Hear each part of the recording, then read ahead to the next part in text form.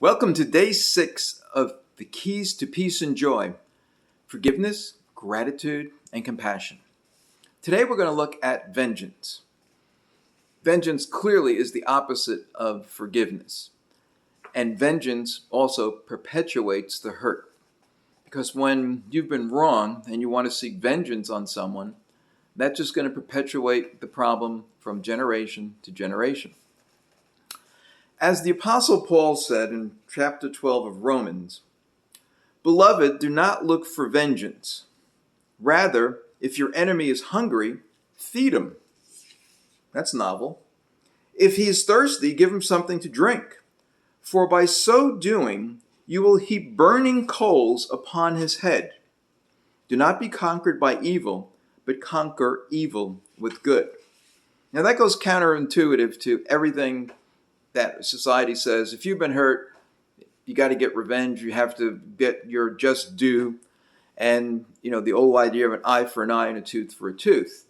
And I believe it was Gandhi or somebody quipped, if you're going to do an eye for an eye and a tooth for a tooth, what you wind up having is a world that's blind and toothless, because you just keep doing that on and on again.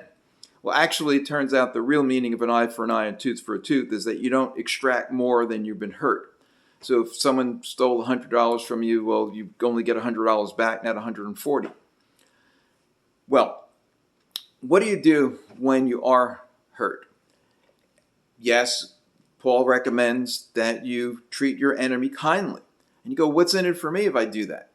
Well, first of all, you stop the chain of hurt and you actually shock your enemy because they're not expecting it. And that's why the quote was, "You're heaping coals on top of your enemy's head," because they're like, that's unusual. We can't do that. What is this guy trying to do? There must be some angle in there. But there is none.